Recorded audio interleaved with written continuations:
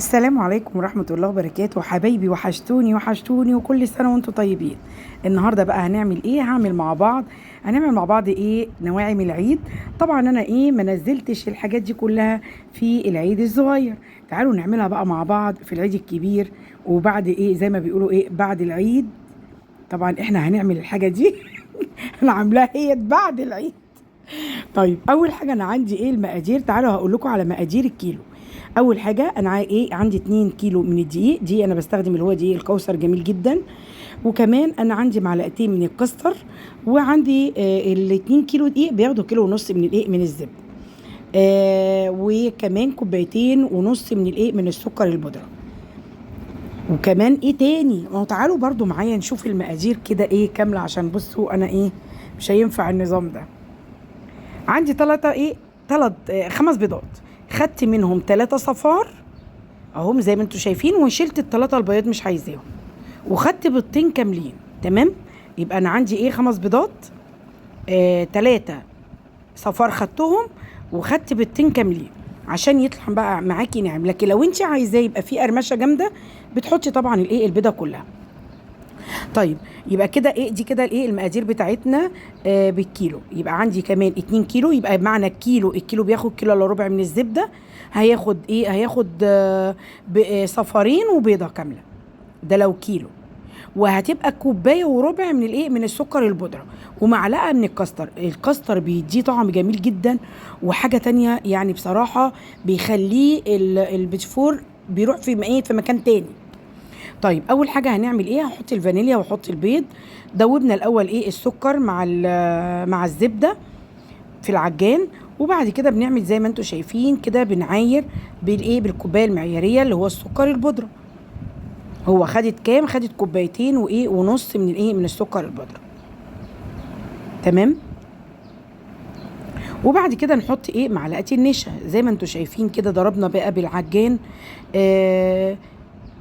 لازم تتضرب حلو قوي عشان تقدري ان انت تشكليها وتبقى جميله معاكي، ولازم تختبريها. انا ما بحطش بيكنج باودر ولا حاجه. في ناس بتحط بيكنج باودر، انا ما بحطش بيكنج باودر في البيتفور خالص. ده بيبقى طعمه جميل يا جماعه، جربوه هيعجبكم قوي قوي قوي.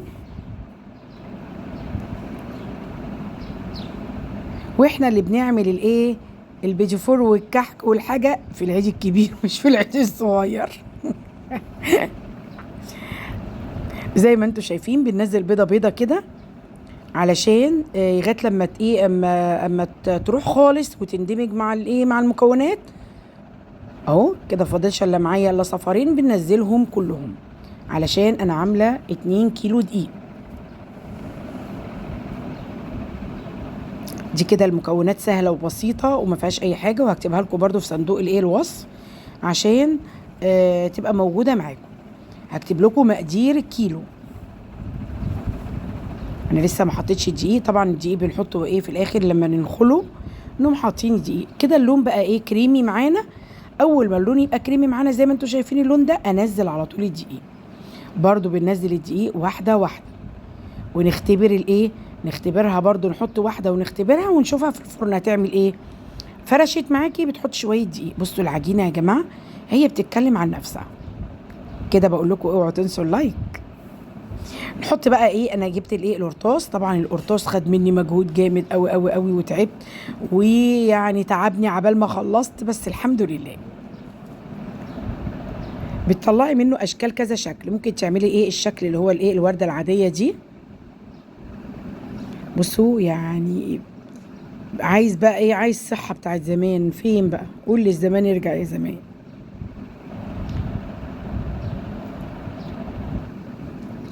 طيب انا عايزين دلوقتي، لو انتوا عايزين تحطوا بتاع دوت كاكاو، هنعمل بنشيل معلقتين من الدقيق.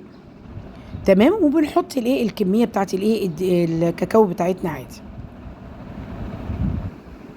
زي ما انتوا شايفين كده. انا عملت اول صينيه اهي. بصوا اللون بتاعها جميل ازاي، والاشكال.